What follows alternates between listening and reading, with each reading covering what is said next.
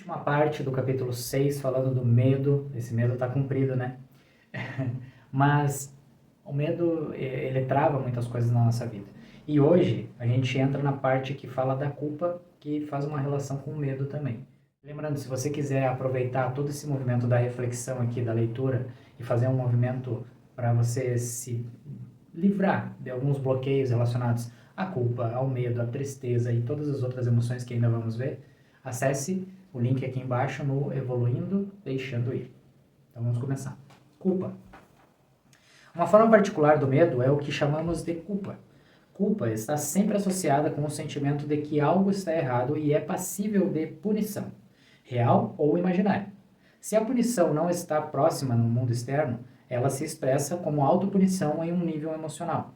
A culpa acompanha todas as emoções negativas e, portanto, onde há medo, há culpa. E isso volto a dizer, dentro da parte de testes musculares, a parte da kinesiologia, você já consegue ver se isso estressa realmente o seu corpo, tá? Mas isso é papo para questão de mentoria, e se você quiser saber mais, entre em contato comigo e me pergunta sobre a mentoria para você aprender a se observar mais e se avaliar, tá? Nessas questões emocionais. Vamos continuar. Naturalmente, pode-se dizer que a culpa é destrutiva. Se a culpa é tão destrutiva, então por que existem tantos hinos de louvor que lhes são atribuídos? Por que os chamados especialistas veem a culpa como benéfica? Por exemplo, um psiquiatra escreveu um artigo em uma revista elogiando a culpa, declarando: a culpa é boa para você. Ele qualificou a afirmação com culpa apropriada. Vamos ver então o que a culpa realmente significa e decidiremos se concordamos com isso ou não. Quando atravessa a rua, você olha para os dois lados para ver se um carro está vindo. Como isso surgiu? Quando você era criança, foi-lhe dito que era ruim atravessar a rua. Portanto, vemos que a culpa é realmente substituta para o sentido de realidade na mente que está pouco desenvolvida, como a infantil. É um comportamento aprendido supostamente pragmático. Serve para prevenir erros futuros ou repetições de um erro. 90% da culpa não tem nada a ver com a realidade. De fato, os indivíduos mais piedosos, mansos e inofensivos são muitas vezes repletos de culpa. A culpa é, na verdade, uma autocondenação e autoinvalidação do nosso esforço e valor como seres humanos. A culpa é predominantemente como medo, e nos sentimos culpados não importa o que façamos. Uma parte de nossa mente diz que realmente deveríamos estar fazendo algo melhor, ou, independentemente do que estamos fazendo agora, deveríamos fazer isso melhor.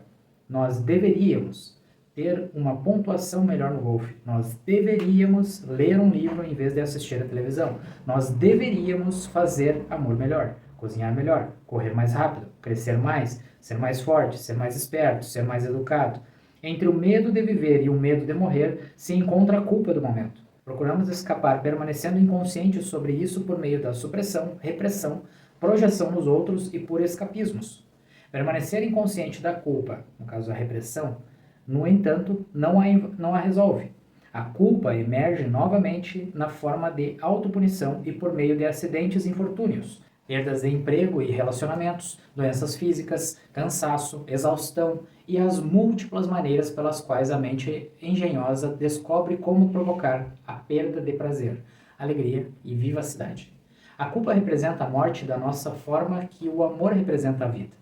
A culpa é uma parte do eu menor e está por trás da nossa vontade de acreditar em coisas negativas sobre nós mesmos.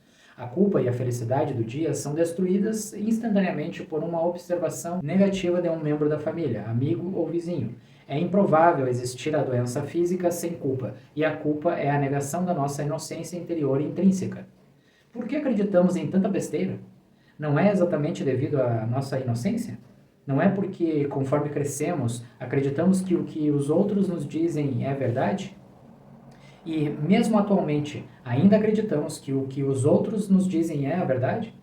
Não é porque acreditamos em 10 mil mentiras e estamos dispostos a acreditar em outras 10 mil por ingenuidade da nossa inocência interior? Não é a nossa inocência interior a própria razão de sermos explorados? De fato, quando olhamos mais fundo em nós mesmos, não é por causa da nossa inocência que acreditamos sermos tão culpados? É devido à nossa inocência interior que compramos toda a negatividade do mundo e permitimos que ela matasse a nossa vontade de viver, destruísse a nossa consciência de quem realmente somos e nos vendesse a patética pequenez que estabelecemos. Não é a nossa própria inocência de recém-nascido que não pode se defender sozinho e sem capacidade para discernimento. Podemos apenas permitir que sejamos programados como um computador? Ver essas coisas significa tornar-se consciente. Ouvimos sobre programas de elevação da consciência e seminários de finais de semana para expandir a consciência. O que isso significa? Aprender algumas novas fórmulas complicadas? Ser programado pela ideia de outra pessoa sobre a verdade mística dela?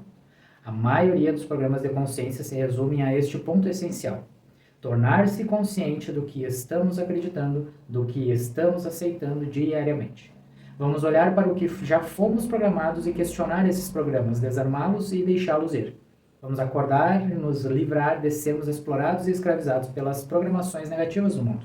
Vamos vê-lo como realmente é, que é uma tentativa dos outros de nos controlar, explorar, extrair o nosso dinheiro, nossos serviços, nossa alegria, nossa lealdade e capturar a nossa mente. Os mecanismos pelos quais isso ocorre foram muito bem exemplificados no filme Tron, no qual a própria função do programa de controle mestre era escravizar por programação progressiva.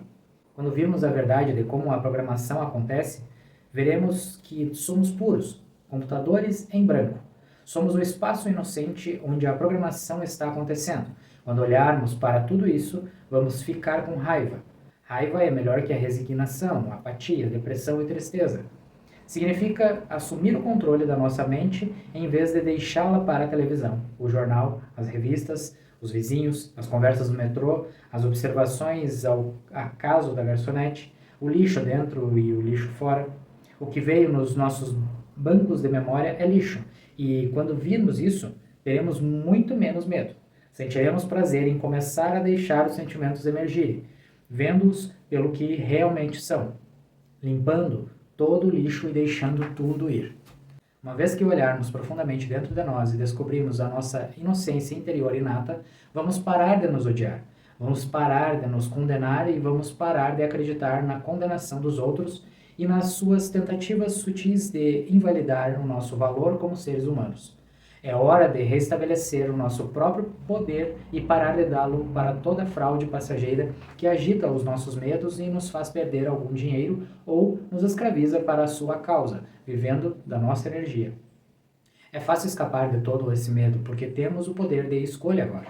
Temos medo de que a viagem interior da descoberta nos guie para alguma terrível e medonha verdade. Em uma das programações das nossas mentes, essa é uma das barreiras que o mundo configurou para nos prevenir de encontrar a verdadeira realidade. Existe uma coisa que o mundo não quer que a gente encontre, e essa coisa é a verdade sobre nós mesmos. Por quê? Porque elas vão nos libertar. Nós não poderemos mais ser controlados, manipulados, explorados, drenados, escravizados, aprisionados, caluniados ou desempoderados. Portanto, a viagem interior da descoberta é disfarçada sob uma aura de mistério e presságio. Qual é a real verdade sobre essa viagem? A verdade é que, conforme vamos para dentro e descartamos uma ilusão atrás da outra, uma mentira atrás da outra, um programa negativo atrás do outro, fica cada vez mais claro. A consciência da presença do amor torna-se cada vez mais forte. Vamos nos sentir cada vez mais leves. A vida fica cada vez mais fácil. Todo grande professor, desde o começo dos tempos, disse para olharmos para dentro e encontrarmos a verdade, porque a verdade de quem realmente somos nos libertará. Se o que encontrássemos dentro de nós fosse algo para sentirmos culpa, algo que é ruim, mal e negativo, então todos os grandes professores não nos aconselhariam a olhar para ali. Pelo contrário, eles nos diriam para evitar a todo custo. Vamos descobrir que todas as coisas que o mundo chama de más estão na superfície, estão bem no topo, como algo supérfluo, uma camada fina. Abaixo desses erros está a confusão. Não somos maus, apenas ignorantes. Conforme a quantidade de medo e culpa e a energia que os acompanha são abandonadas, vamos perceber que as doenças físicas e os seus sintomas vão começar a desaparecer. A capacidade de nos amarmos na forma de aumento de autoestima retorna e com ela vem a capacidade de amar os outros. Ser libertado da culpa traz renovação de energia vital. Isso pode ser testemunhado em muitas pessoas que são convertidas durante experiências religiosas. A liberdade repentina da culpa através dos mecanismos de perdão é responsável por milhares de recuperações de doenças sérias e avançadas. Se concordamos ou não com seus conceitos religiosos é irrelevante. O que importa é observar que o alívio da culpa é acompanhado pelo ressurgimento da energia vital, do bem-estar e da saúde física. Quando se trata de nos curarmos e aumentarmos a nossa saúde emocional, vale a pena ser paranoico. Ficamos conscientes de tudo o que nos traz culpa e suas influências deletérias. Podemos nos perguntar se não podemos alcançar a mesma motivação ou comportamento por meio do amor em vez do medo e da culpa.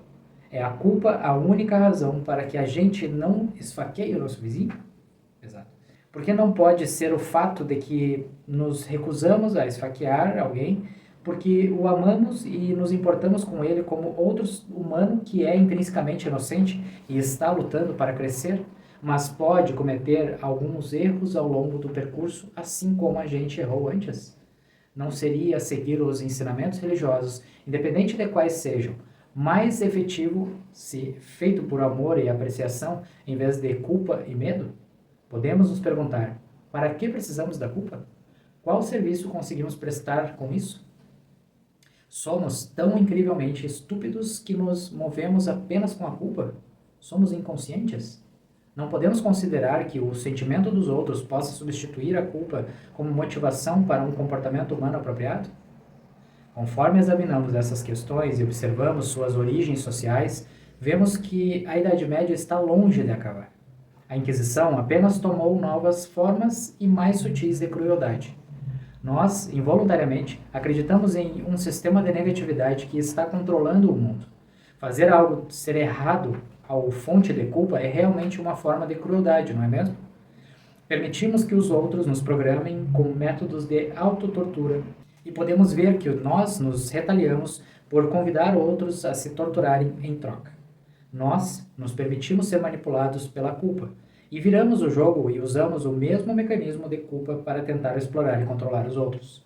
O grau em que não nos permitimos vivenciar a realidade do nosso verdadeiro eu é representado pelo nosso ressentimento sobre aqueles que realmente o fizeram. Ressentimos a vivacidade deles nas áreas em que nos sentimos incapazes. Essa verdade preocupante é representada pela história do homem que anda pela praia e encontra um pescador com um balde cheio de caranguejos. Ele diz para o pescador: "É melhor você cobrir esse balde ou os caranguejos vão fugir." "Bem, não", diz o velho pescador sábio. "Não há necessidade para isso. Veja, conforme um caranguejo escala o balde para sair, os outros caranguejos o alcançam e o puxam para baixo. Não há necessidade de uma tampa." Conforme continuemos deixando ir, nos tornando mais leves e mais livres, vamos ver, infelizmente, que a natureza do mundo é como o balde de caranguejos. Então, toda a extensão de sua negatividade se torna aparente. Quando nos tornamos totalmente conscientes da lista de programações que nos foram vendidas, é muito provável que sintamos raiva e um forte desejo de nos libertarmos das restrições da negatividade. Essa parte do caranguejo que eu já tinha visto em outros contextos, mas é interessante ele trazer. Porque muitas pessoas ainda agem assim. Não podem ver o outro tentando alcançar um nível mais alto que acaba puxando para baixo junto dele. O porquê que fazem isso, não sei te dizer. Eu sei que é feito assim. Enfim, terminamos o capítulo do medo. E o próximo capítulo que nós começaremos é o capítulo do desejo. Então, nos vemos no próximo capítulo. Até mais.